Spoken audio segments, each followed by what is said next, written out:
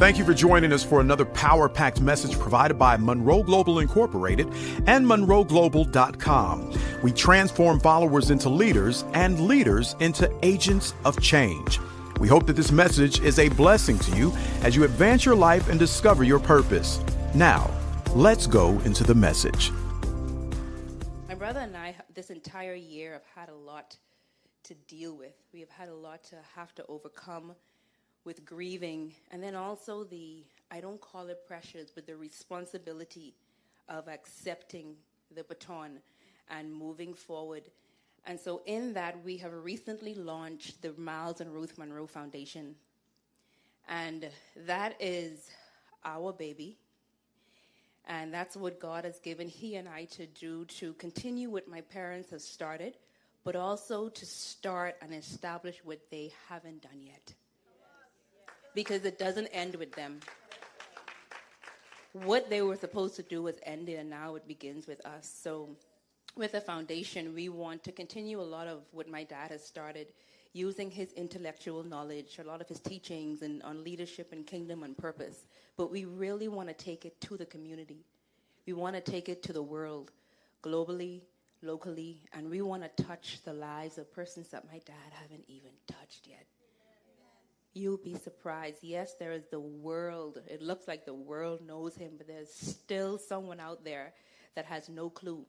And so my brother want to reach those that have no clue. And so the foundation is supposed to also support the Munroe Institute. And we're looking at partnering with universities to have a Munroe Institute that for the first time is going to speak on the kingdom of God.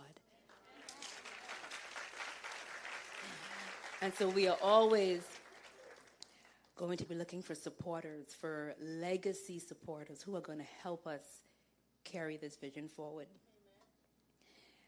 And I'm going to be talking a lot. I'm going to talk from my heart today. I don't want to preach to you. I don't even want to teach. I want to just have a straight talk from woman to woman. And I want you to be able to stop me in the middle of what I'm saying and ask me a question. Let's have a conversation. Because where you sit, I've sat there as well, listening.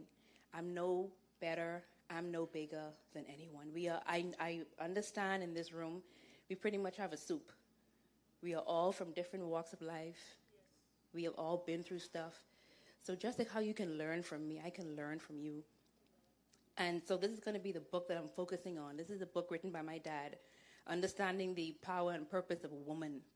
And he just basically broke us down to what we are, but yet making us so great and allowing us to understand the purpose and power that we have. And so this book has touched and changed my life. And so I'm going to be talking from it a lot, but a lot of what I'm going to talk to you today is just what I've learned over the years as a woman and being under a dad, being under God, who allowed me to be that woman.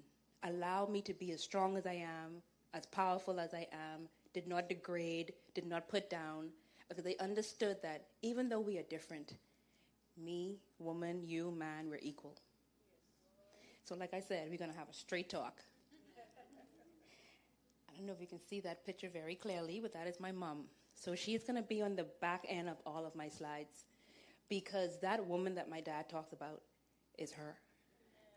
Everything I know as a woman, I learned from my mom, and some. And so I want to just teach you what I've learned from both of my parents together. So the topic tonight, we're going to talk about the purpose and power of a kingdom woman. So, you hear everyone say they want to be a Proverbs 31 woman. And we all know what that looks like. And we know that just by reading. It's in the Word, it's in the Bible. Proverbs 31, verse 10 to 31 is a long verse, but I wanted to focus on just a few key points, and they're in yellow. So a Proverbs 31 woman is a wife of noble character. Who can find? She's worth more than rubies. She is all about bringing good and not harm. She stays up all night while others are sleeping. She provides food for her family. She plants a vineyard. She works vigorously. Her arms are strong for her tasks. Her lamp does not go out at night. Her arms, She gives to the poor. She opens to the poor. She extends her hands to the needy. She has no fear. Women, she has no fear. And let me interject right here. The only person that she fears is who? She's clothed in fine linen and purple, clothed with strength and dignity. She can laugh. She speaks with wisdom and gives faithful instruction. She watches over the affairs of her household. She watches over the affairs of her household. As soon as I read this, I was reading this again today. And when I read that, we have so many women that are watching over the affairs of other people's homes.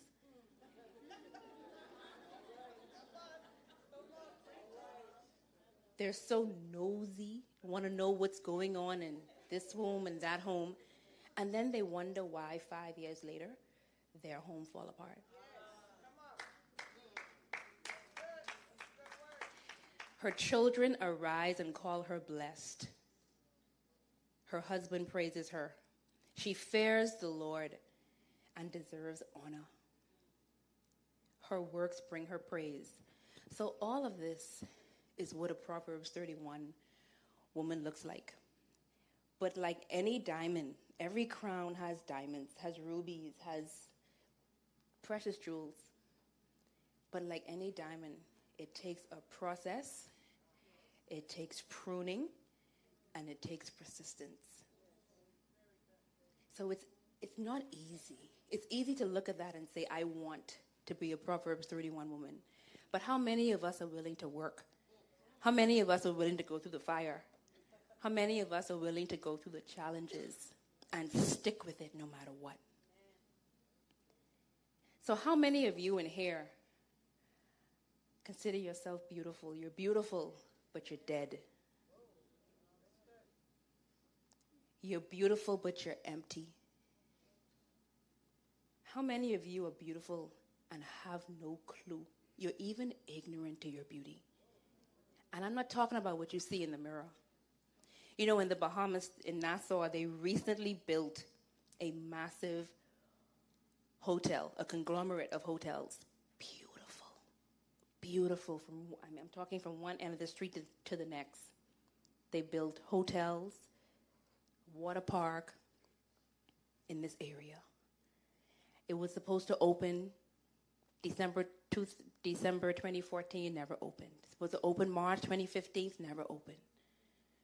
June 2015, still hasn't opened. The fight between the government and the person that resold it. So it's not going to open. I mean, if you see the buildings, if you see what was built, it's beautiful, but it is empty. Electricity still runs through it. Water still runs through it, but it's empty. Every time I pass, I say, man, this thing is beautiful and not being put to use. No one can live in it. No amount of money can bring it to life. Mind you, it's beautiful. Beautiful on the outside, but completely dead. And its beauty, because it's just a building, it doesn't even know how beautiful it is.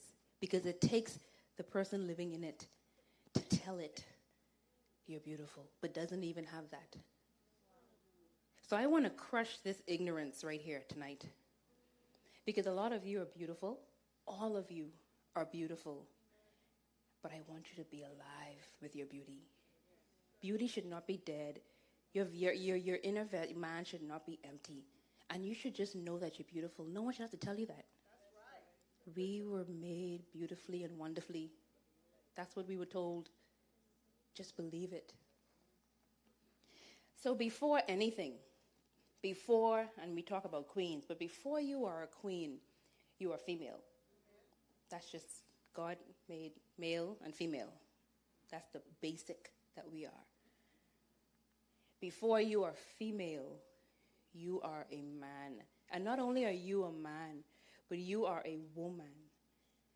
The only thing that separates me and you, from these two men sitting here, is the fact that we have a womb, which means that we can bear children. That's the only difference. But when God spoke to them and when God spoke to us, he said the same thing. He wasn't standing in one corner with me as a female telling me this is what you're supposed to do and this is what you're to do. And then in a different corner, he said something to a man. He said the same thing to female that he said to male. He said the same thing to man that he said to women. Before you are a woman, you were God's idea. So he knew exactly what he wanted when he formed a woman. He knew exactly what he wanted when he created man. Which means you are special. Each and every one of you are special, individually. Plain and simple. The difference, however, between man and woman is the woman's place, her positioning. Not only her positioning, but her function. So once you understand that your position, once you understand your position, understand your function, no one can tell you differently.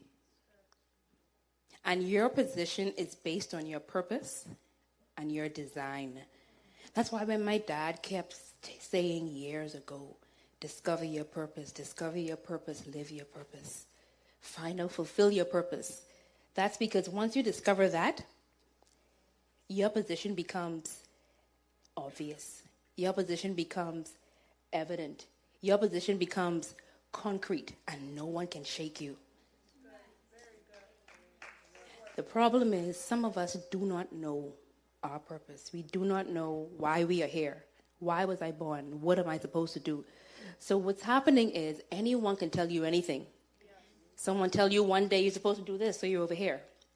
The very next day someone tells you something else and you're over here. So you're doing this wavering.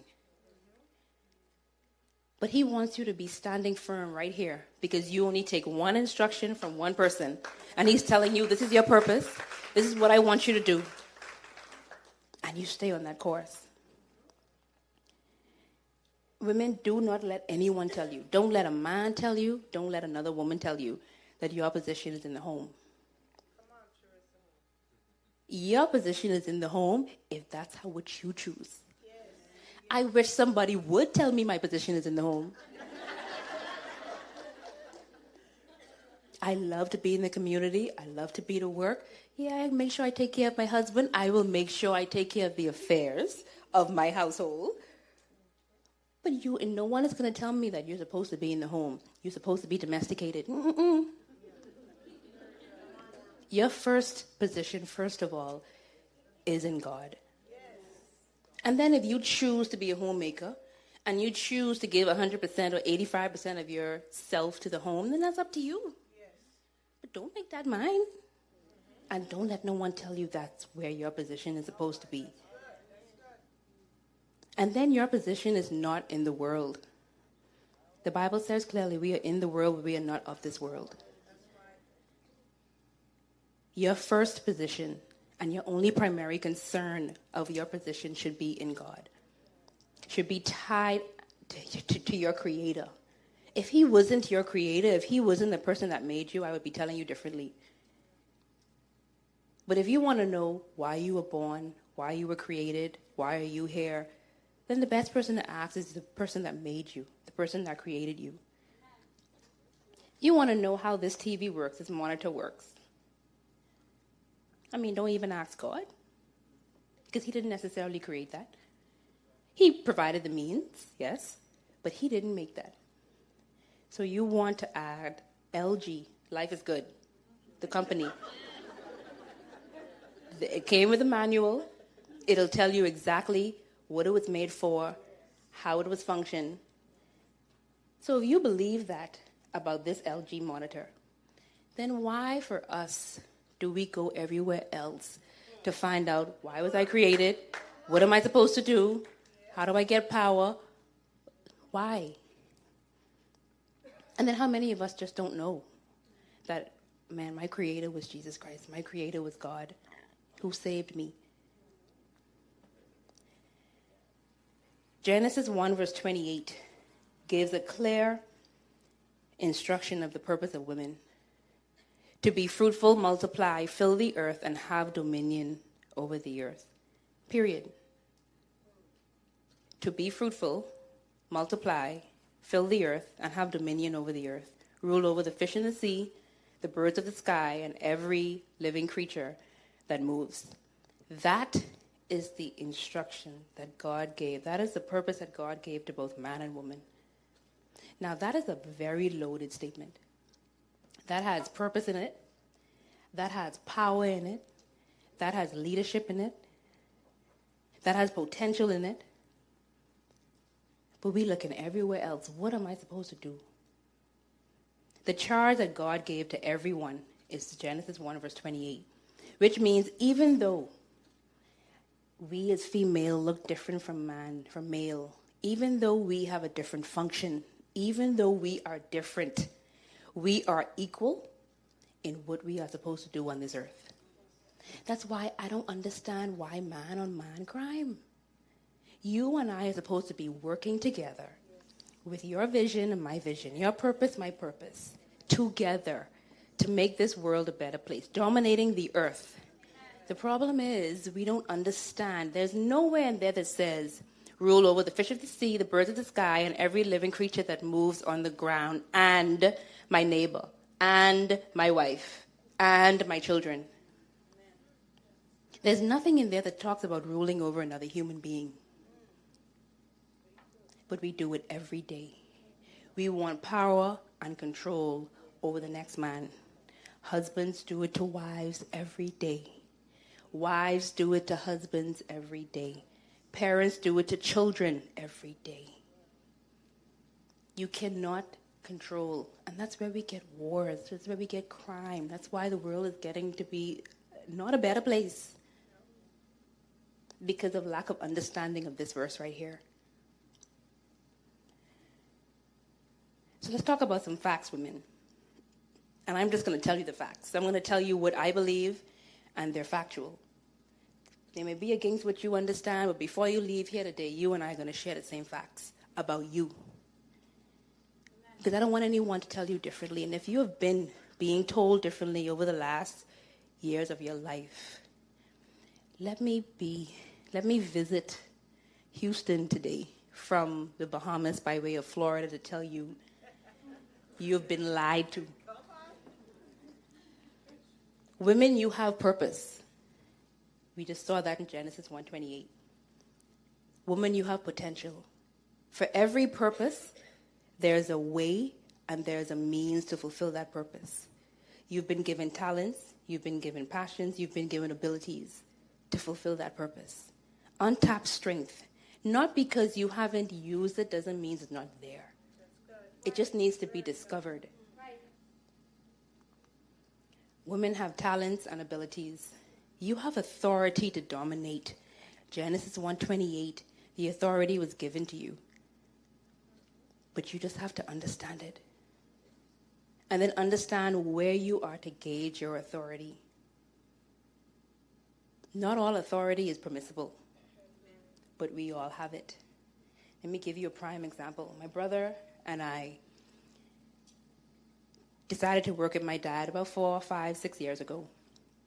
Once we decided that we had much authority as my dad's children, pretty much to do anything that we wanted to, if we wanted to. We had the authority as his kids.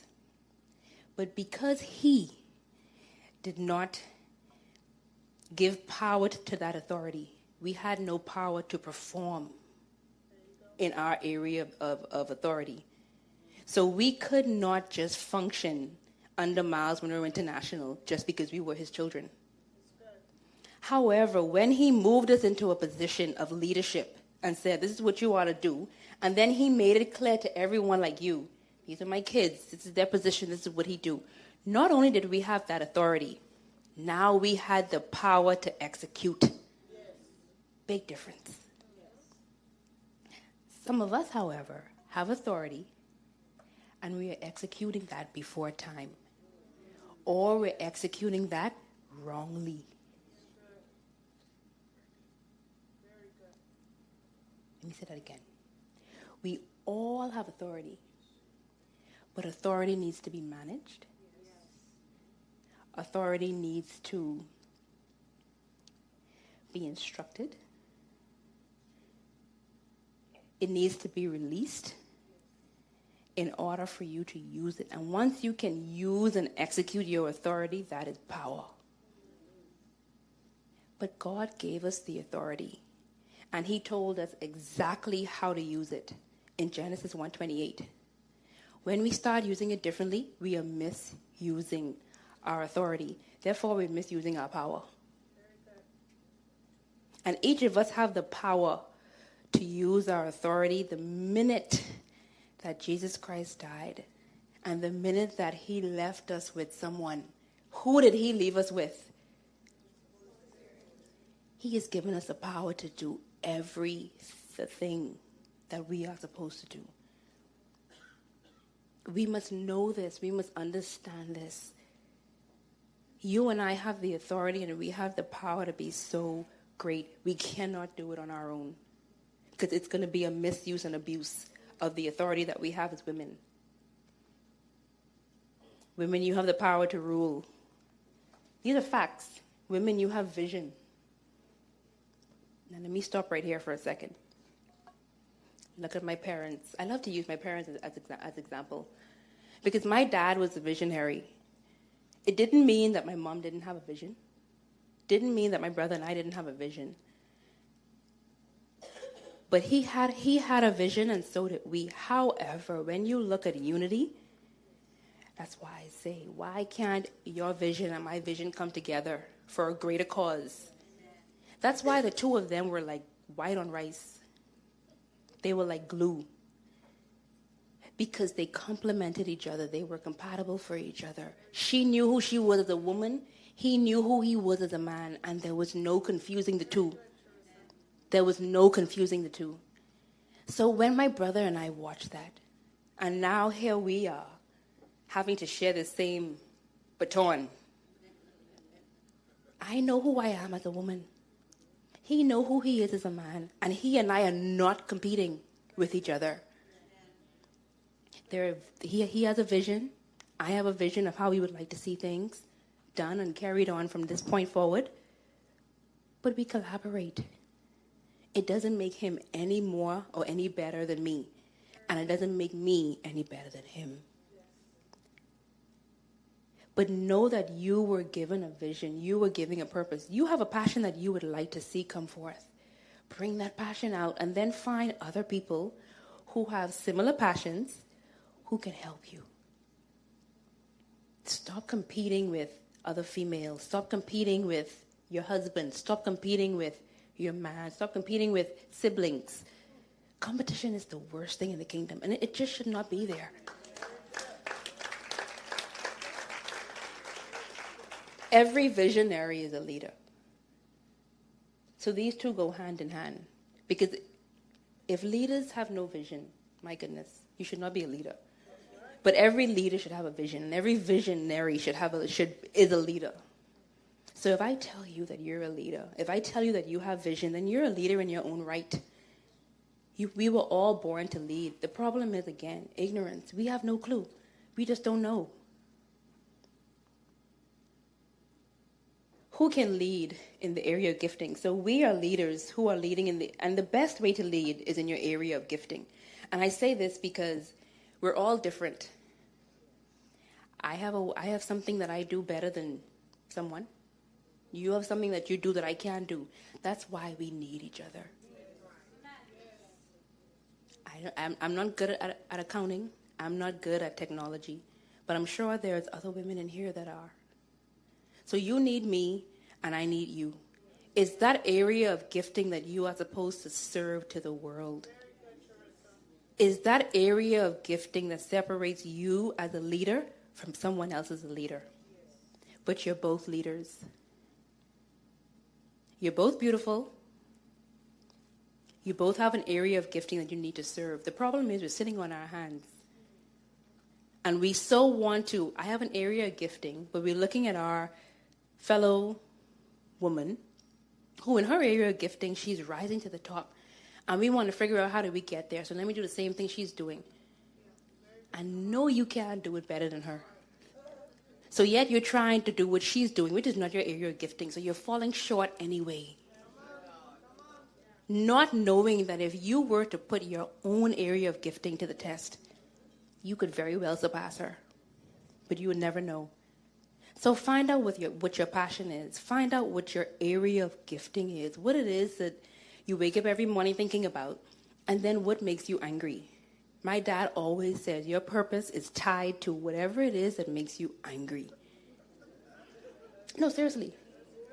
I hate seeing sick people. I do not like seeing oppressed people because of their health. I have been in health for the last 16 years. Because I do not like. I am angry when I see someone who is sick and as far as they're concerned, I have nothing else to live for. So I want to focus on, yeah, you're sick, but you can still do this. Yes, you're sick, but you still have life. Yes, you're sick, but you're still, and figure out, okay, so how can we, yes, you have a fall in this way, but you can be better in this. So what is it that makes you angry? You may just hate seeing people with bad hair. So you figure out, okay, so how can I change that? How can I fix this? Hence, you're a cosmetologist. You hate seeing bad nails. Then do something about it. You hate seeing ugly feet. So you go into foot care. What is it that makes you angry? And I'm talking that makes you angry over and over and over again. That's your purpose. That's your passion. Focus on it.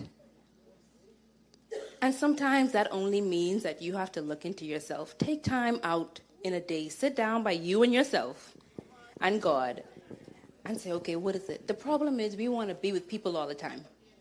Why? Because people tell us exactly how we look, what they think about us, and we love hearing that.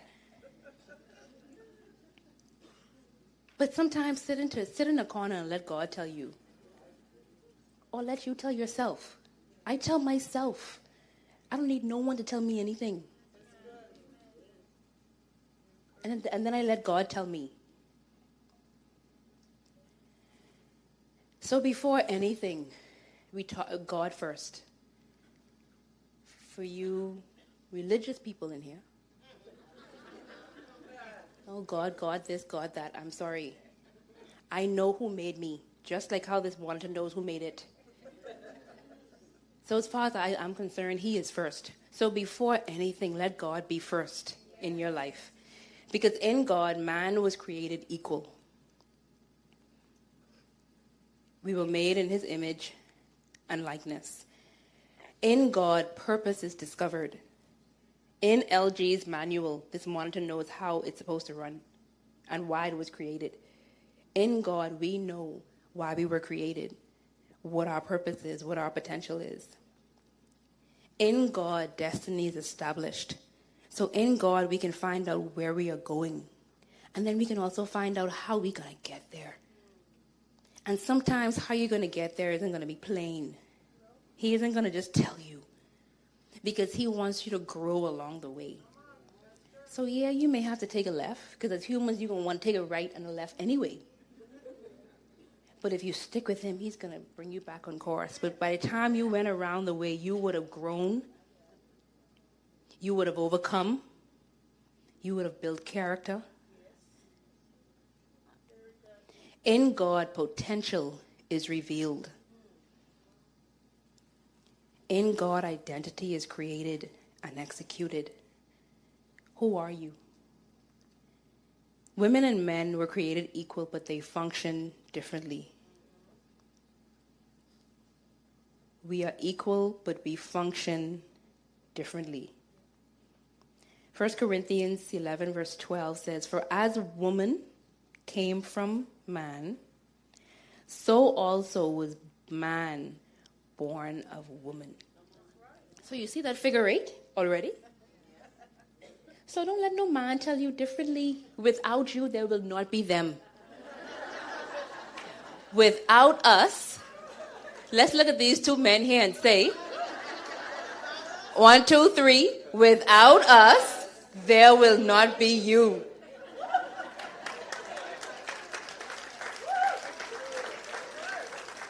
So we already know what our number one purpose is. To fill the earth as women. Only women can do it. That's why I don't understand how man and man is function together. Anyway. That's a whole different teaching for a different day. So for as woman came from man, also man is born of woman. But everything comes from God. Everything starts with you having a relationship with God. When you open this LG box, whether it's on the top or on the side, there's a manual. There's a close relationship between that manual and this monitor. That's how close that manual and you need to be. The problem is, how many of you, I do it all the time. You open a box, take the manual, and you throw it. Better yet, you never take the manual out. You take this thing out, you put it down, and you just start pressing buttons and plugging it in, and forget the manual. As far as you're concerned, you know what to do. Or we use the worst thing.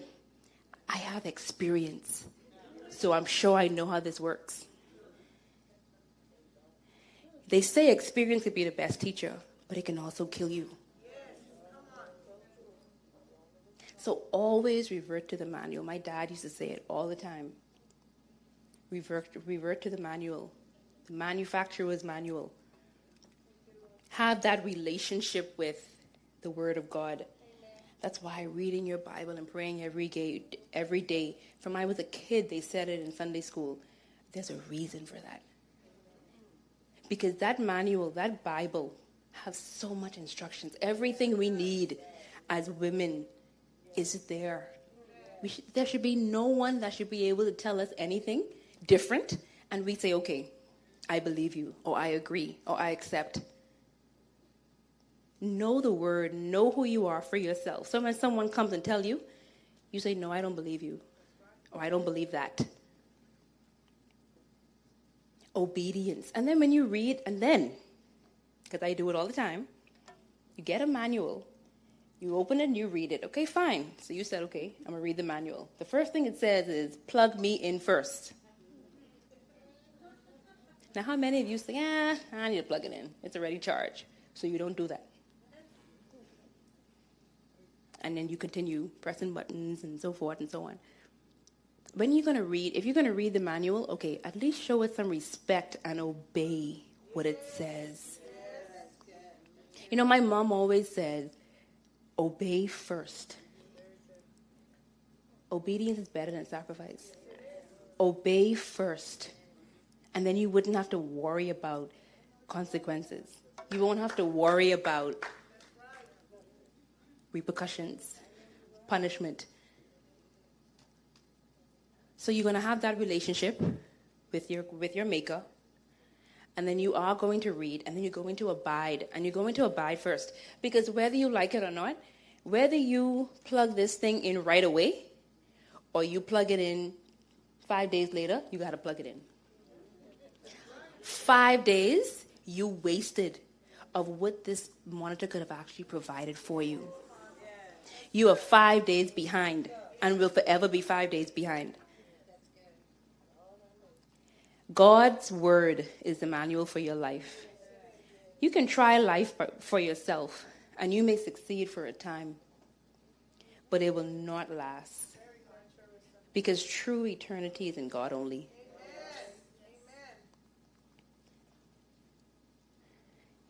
After God is first, make you second. You must love yourself first. And there's a chronological order to this because God is love. Yes? We agree. If you don't put God first, you don't really know what true love is.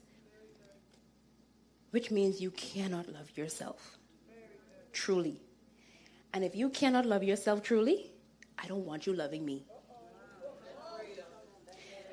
The problem we have as women is we don't love ourselves, but we're trying to show love to everybody else. We're trying to show it to our husbands. We're trying to show it to our children. And we're wondering, why can't I do this properly? Once you love God, loving yourself is going to be so easy. And you're going to know what that feels like. You're going to know what that looks like. I love me. You don't have to tell me I look good tonight. Trust you me. When I looked in that mirror for the last time, I said, go on then. Okay. You look good. Love yourself. Love yourself. Let me tell you, when you love yourself, it's so easy to love other people. Better yet, forget that. It's so easy for people to love you.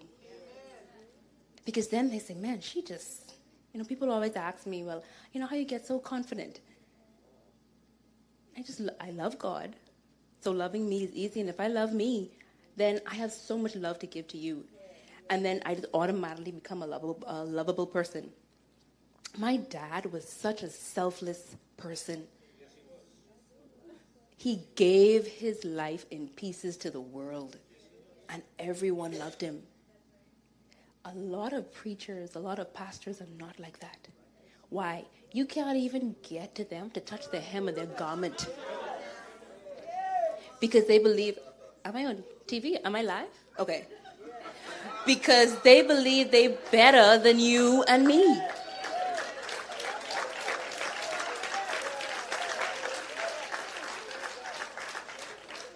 Next to God, self-love is the foundation of all relationships. I've been saying that all night. So then you're wondering why your marriage isn't working. You're wondering why you and your mother don't get along. You wonder why you and your mother-in-law don't get along. Self-reflect on how much you love yourself. Self-reflect on now where your love is coming from, where you're pulling that love from. Women, you are not ready to date. And how many single women I have? Single, unmarried, or divorced. You're just single, unattached. Okay, so I'm going to talk to you. This statement is for you. You are not ready to date or get married until you have first learned how to be alone.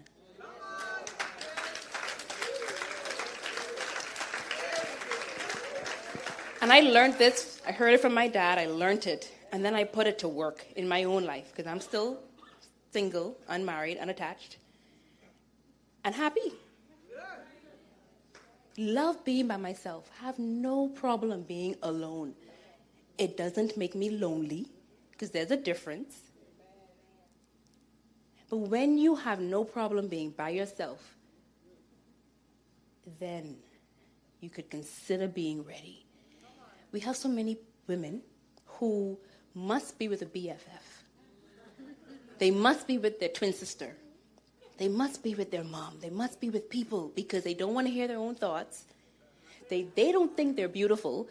So the people that they're with are lying to them and saying, girl, you look good. Let's go this place. Oh, I love your dress.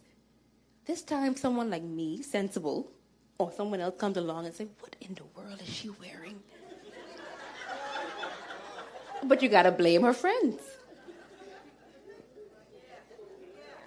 But when you could look in the mirror and look good and look sensibly good,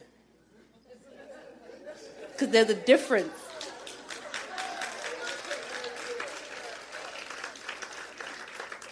When you are ready, when you can go to it, I used to do it all the time. Go to the movies by myself, go out to dinner by myself, and you always get them eyes. How many? One?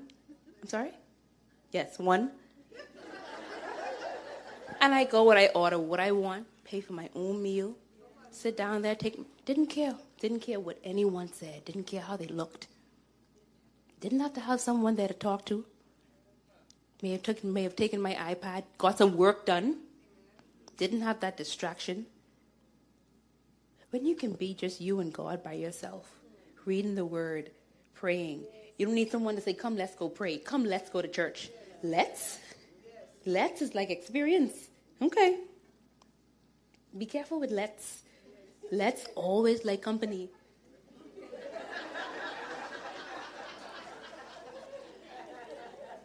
You must be a whole person, not a half person.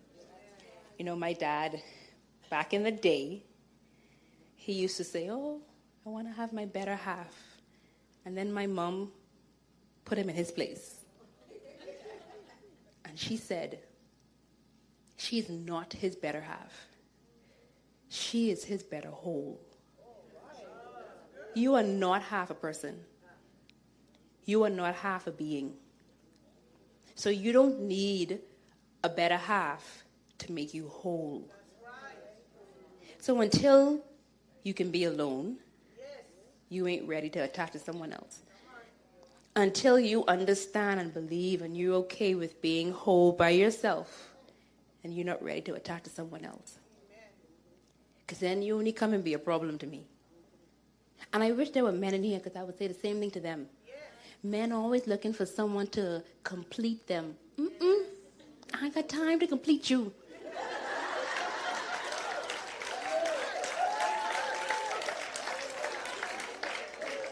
I ain't got time to teach you and try to make you a better person. I need you to come already completed. Because I complete. Women, know that you are a whole person with your self-concept and self-perception. What you perceive about yourself is most important. I'm not saying, however, don't hear what others are saying around you. Because sometimes others may see a part of us that we don't see. Okay, fine. And then, take it with a grain of salt. Especially if that person that's telling you is someone that loves you, has your best interest at heart. Then you take into consideration, okay, so if that's how I am, then maybe I need to work on that or whatever have you. But if it's someone that just hating on you, yeah, you know the difference.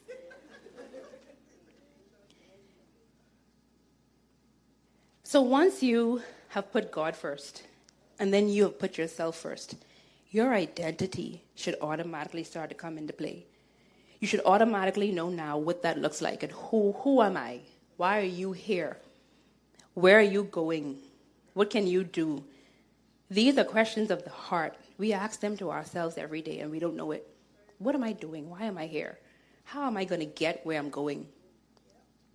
These questions can only be answered by your Creator. Why was this monitor created? Why did it get here? How is it supposed to operate? How is it supposed to press play? That's all in the manual. Your manufacturer left you with a manual of why you are here, of who you are, and where you're going. Women, when you settle into your identity, into your purpose, all of your insecurities are going to go away. We all have them. We are all insecure about something. The first step, let me say this again. We are all insecure about something. I am honest enough to make that statement because as long as I say we, I've included myself. The first step to working on those insecurities is admitting it to yourself. And then figure out where that root cause of that insecurity is and why. And for the most part, it's going to be because you do not understand who you are and what you are supposed to be doing. Because as soon as you do, then you're going to start working on it. I am insecure about my weight. Insecure about my weight. So I know what I have to do, and I work on it. Period. You ain't got to tell me. I know exactly what I have to do. I don't like my arms. I think they're big. I know what I have to do. And I deal with that. How many of us don't like our arms? Well, look at that. Look at that. Welcome to the Arm Club. It's good to know that I'm not alone. And that is a very good example. Women, you would be surprised the insecurity you have It's the same insecurity your neighbor have. Yet that is the same person you run in competition with. Both of you all have the same insecurity, but yet you run in competition. What I want to do is find somebody whose insecurity is not their arms, and then I want to be able to say, okay, so how you get those arms? And then learn from them.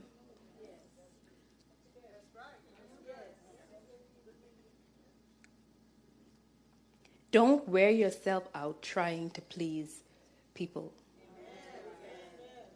Because that's exactly what you're going to do. You're going to wear yourself out. Have an identity for yourself that no one can shake, make, or break. Remember earlier I talked about that weighing and swaying?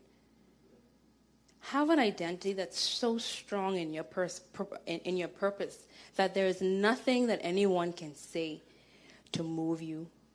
They can't make up an identity for you because people are going to do it every day. They can't shake you and they sure can't break you. So I want to talk to single women, and no, I don't want to talk to single women. I want to talk to every woman in here.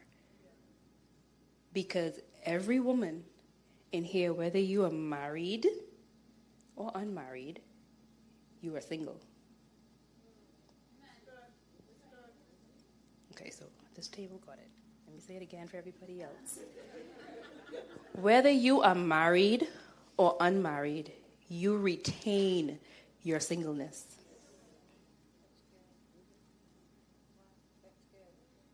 Because it's as a single person that you are whole and unique. That should never go away. That's why I can't have someone come who want me to complete them. And I don't need anyone to complete me. Because whether you are here or not, I'm going to be that complete and whole person and unique person. Which means I am going to be forever single. So you don't tap with my singleness. That's why I can give myself to you and share myself with someone. As a single person, you're so free, and not free to mingle, but you're just free to seek first the kingdom of God. Especially those that are unmarried. If you're unmarried and you're not dating, but you're not attached, now is the time to do exactly that. Seek first his kingdom, because everything you want, that man you're looking for, that job you want, the money you want to make, it's going to come. Everything you want is going to be added. Do not be anxious. Philippians 4:6 says, do not be anxious about anything. I'm talking about the unmarried. But in every situation, by prayer and petition with thanksgiving, present your requests to God. Show me my single people again. Anything you want. If it's a man, you want a better body, you want a better job, you want different friends, you want to notice what your purpose is. Plain and simple request of God. Exactly what you want to know or exactly what you want.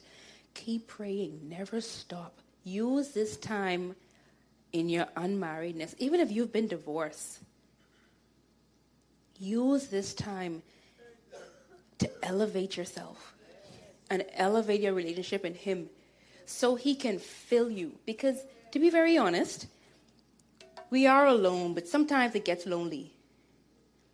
But you want him to fill that. Because you don't want that loneliness to now turn into depression. And the peace of God, which transcends all understanding, will guard your hearts and your mind in Christ Jesus. So use this time as you're single, even the ones that are married. Know when to pull away from your husband. Go into your closet and pray. Know when to go and be by yourself. That's why I can't have no one who need me to complete them. You could imagine having someone on your tail all the time. Women, how many of you believe? I want to excuse all the men. You are here at your own risk. But how many of you believe that men are big babies? I love my table over here. So they already big babies, and then they want to come half-stepping.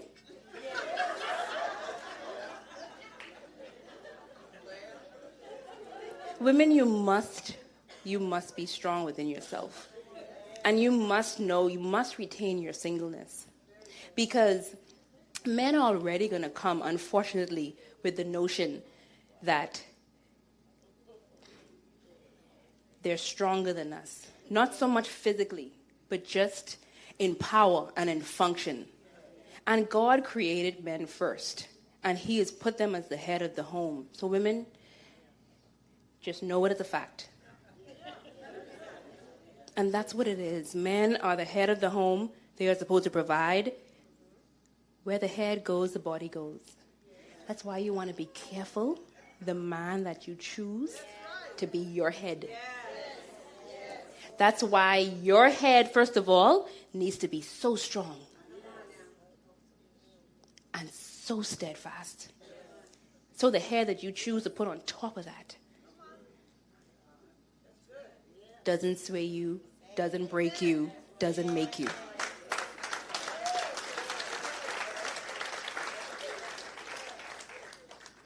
You know, I love to talk about Queen Esther. Man, Esther was my mom's favorite book. And she talked about this woman all the time. My mom resembled her so much. You know, Queen Esther, she was lovely. She had a lovely figure, and she was beautiful, like a whole lot of us in here.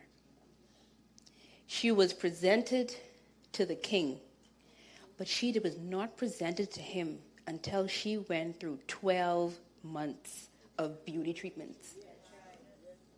Remember earlier I said, anyone can desire to be a Proverbs 31 woman. But you have to go through. You have to be willing as a woman to go through the training, to go through whatever it's going to take to get you there and to be the perfect woman and the perfect queen that you're supposed to be. The problem is, you know, my dad was a purpose guy. But my uncle, Dr. Richard Pinder, who also died in a plane crash, his main focus of teaching was on process.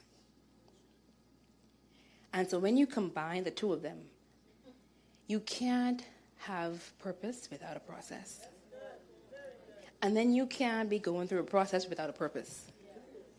The problem is, a lot of us, we want to get from one end, from A to B. Forget Z. We want to get from A to B without this middle piece.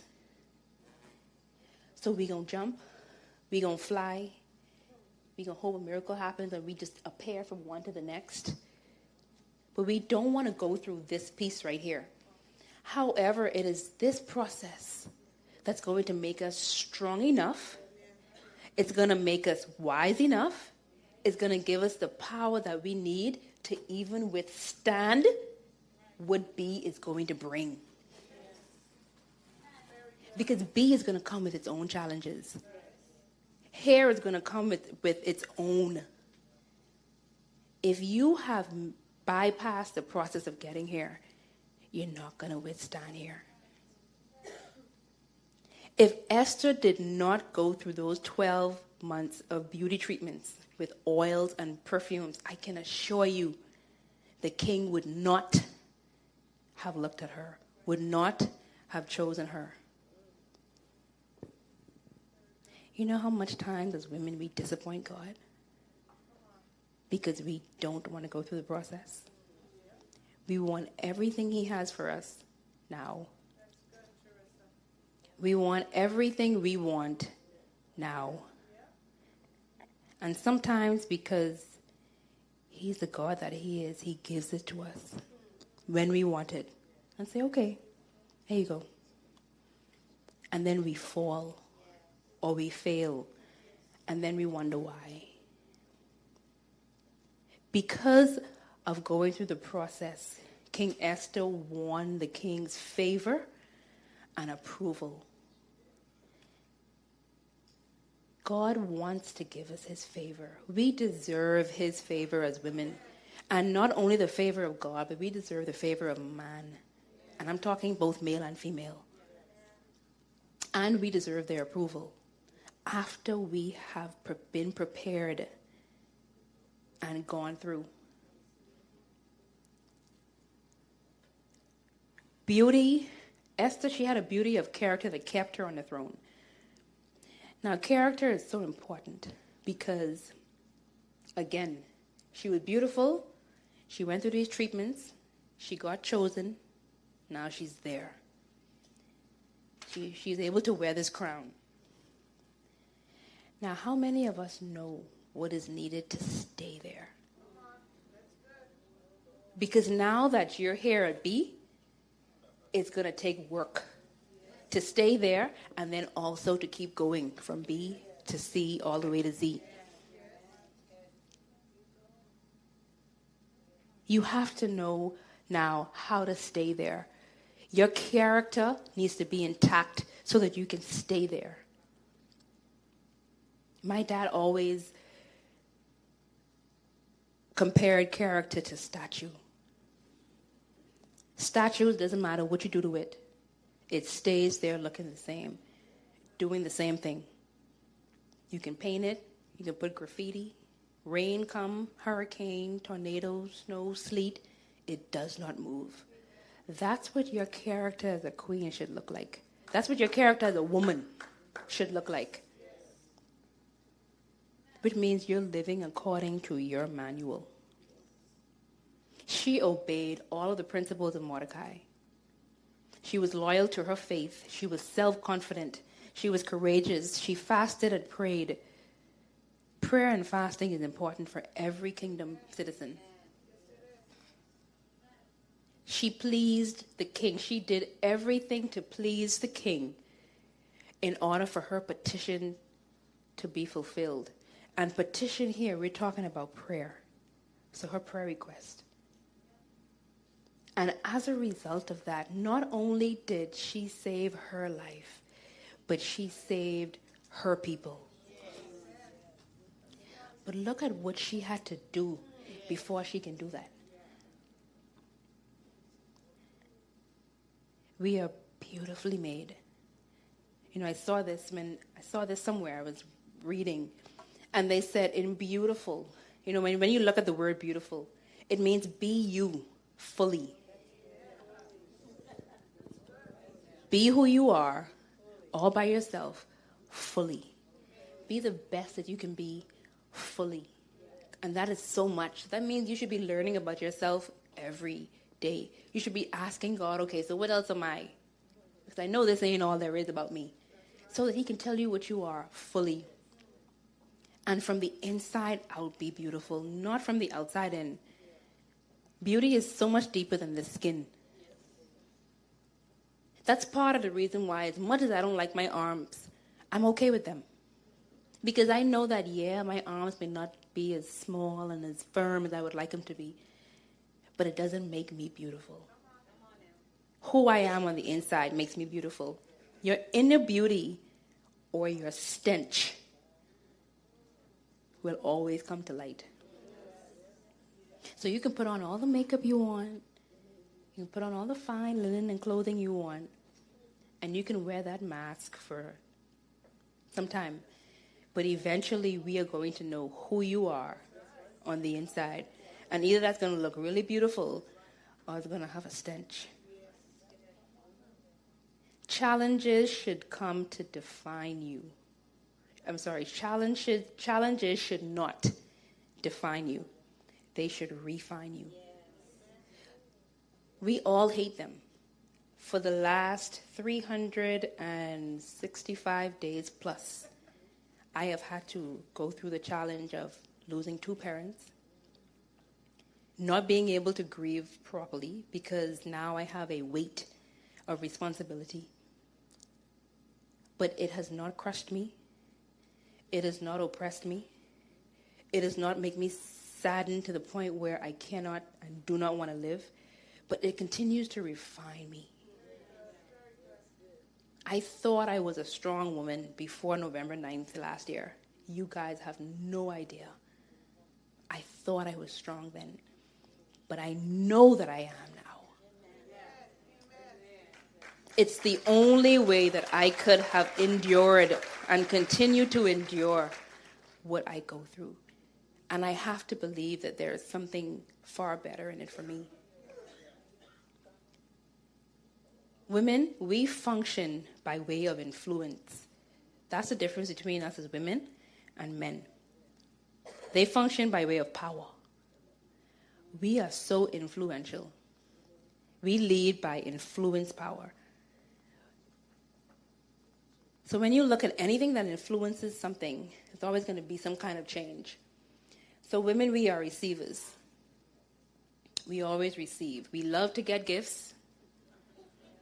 You know, anything a man has to give, we receive.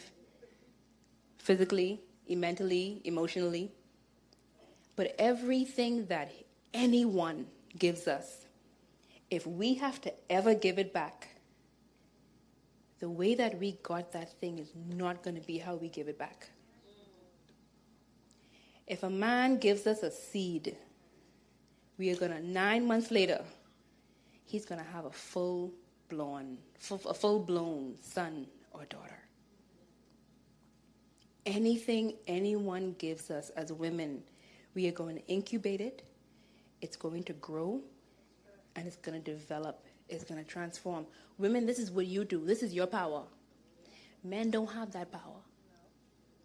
So I don't care how much seed a man give another man, it ain't going nowhere. Which is a waste of seed.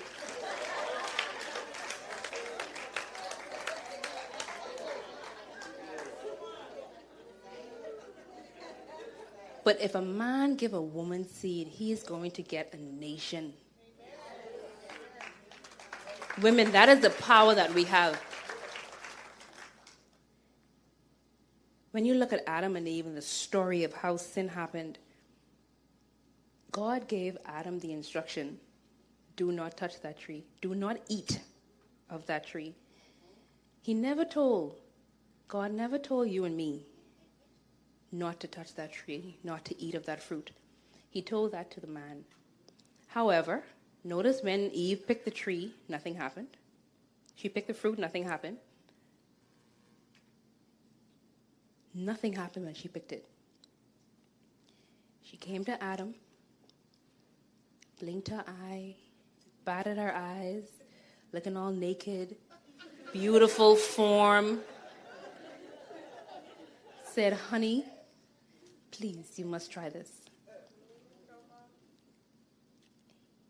Adam forgot everything that God told him. Beauty, boldness, courageous of standing before him. Yes, dear, please, give me. And he bites. And the world stopped. And then they blame it on me and you.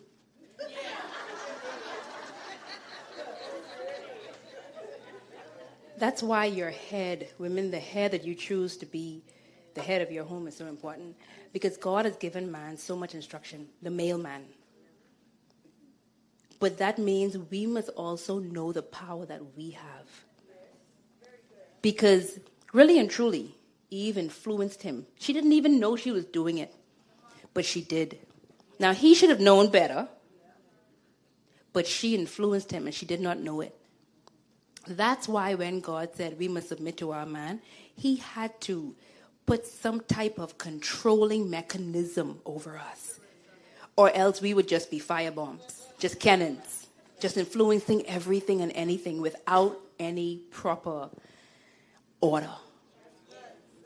So submission as women, do not look at it as a bad thing.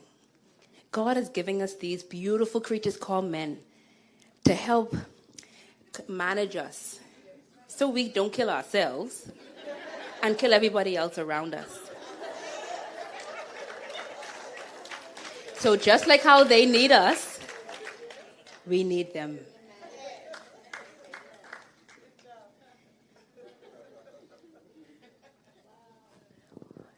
Wisdom is so important as women. You know, we seek nothing else. We must seek understanding so that as we apply whatever it is that we know to our lives and we speak words of wisdom, a woman who seeks to develop all components is a wise woman. Wisdom is the application of knowledge and information. That means before anything, we must be always seeking knowledge and information and understanding about ourselves. Proverbs 4:7 says, wisdom is supreme, therefore get wisdom. If it costs you all you have, however, get understanding. And let me tell you why that's important, because you're only going to apply what you understand. And you're only going to understand what you know. So make sure that the information that you're getting, you have a correct understanding of what it is. So if it costs you anything, because what you apply to your life is going to be what you understand, make sure you're not applying the wrong understanding. So I'm always asking questions, and I'm always re-asking, and I'm always seeking God for understanding, so that when I apply what is said to me, when I apply what I know, what I understand, not only am I applying good knowledge, but I'm applying right understanding. That's what makes you a P31 woman. Wisdom will protect you from the dangers of knowledge. Understanding is important because you will only apply to you the knowledge you have based on the understanding that you have of that knowledge. And that's exactly what I said. So don't just know, but apply what you know. But I know as religious people, and I know just as mere humans, we do not apply a lot of what we know. I would be surprised how much of you know a lot in here and you aren't applying it to your lives. And that can be for various reasons. It can be just out of fear. It can be out of, as soon as you start applying, then you're going to be held accountable. So that means a lot of you are lazy. And you're lazy because you don't want the accountability and the responsibility that's going to come with that application. But you're killing yourself. You're shortchanging yourself, which means you're shortchanging me of whatever it is that you have to give to the world.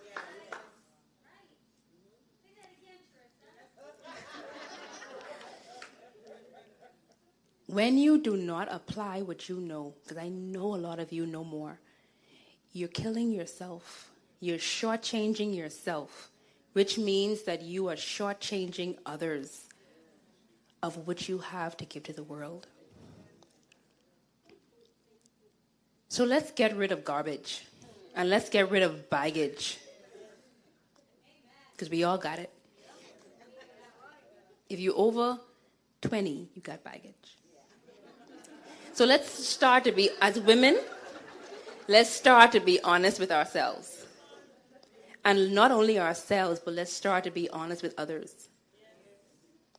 Let's forgive ourselves. Remember I said God first, and then you second. So be honest with yourself, and then you can be honest with me. Forgive yourselves of some of the things you've been through in life. Forgive yourselves from your past. Forgive yourselves of the wrong things you may have done. And then you can forgive those around you who have wronged you. Know and confront your insecurities. Know and confront your weaknesses. Know them. Admit them to yourselves. And then deal with them. Nothing that God made is bad or ugly. So don't ever let anyone tell you you are ugly. In Genesis, the Bible says, and everything When he made it, he said, this is. God will not choose your mate for you. This is for my single people. And this was just God being very wise and smart. Because he knew if he chose your mate, and your mate don't end up staying together, or your mate does this, that, and the next, he knew you would blame him. So he gives you options, and then he allows you to choose.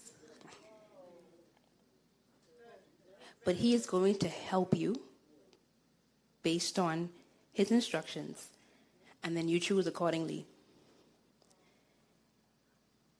Remember, you are not a better half. You are a better whole and unique person.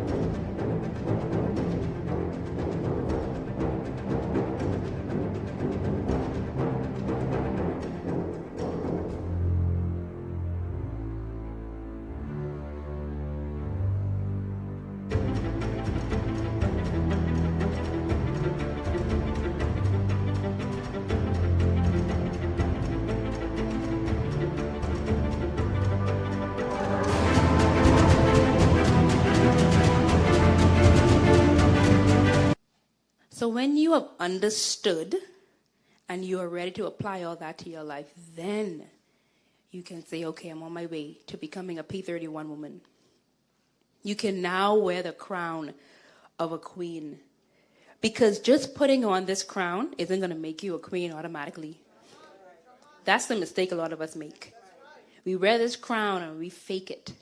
We can do that very well. A woman is ready and prepared for whatever and whomever God has for her. When she is ready to put the work in becoming a P31 woman. A P31 woman is a woman that knows who she is and knows her purpose. She's a woman of character. She's a woman of love, loyalty, and trust. And she is a woman that fears no one but. She was my P31 woman. She was my example. And she continues to be my example. And she was the example to so many other women. I just want to recap. And you can repeat after me. God first. You second. Character is so important. Beauty is automatic. Identity, significant. Faith, a kingdom must. As a kingdom woman, you must have faith. You know, my dad always says, faith is the currency of the kingdom of God. That's a topic for another day. Submission. Women, submit. Submit not only to yourselves, not only to your husbands, but to God. Let words out of your mouth be filled with wisdom. Know that your influence as a woman, and only use that influence to bring about positive growth and positive change. Because we can use our influence for bad and not know it, or we can intentionally do it. But any influence that's used for bad is what we call manipulation. But let's start to use our influence for positive change and growth. How many of us are going to do that? How many of us know who we are and believe that we are exactly what our Maker said we are? How many of us are willing to to use our power, to know our purpose, discover who we are, and say yes to God, say no to man, and put God first. Thank you once again for listening to this message, as we hope that it has been a blessing to you. Our goal is to show you new paths and opportunities so that you can discover your purpose. It is your love, support, and partnership that makes Munroe Global possible. Please visit us online at www.munroeglobal.com for more product, partnership, or to join us at one of our live events around the world.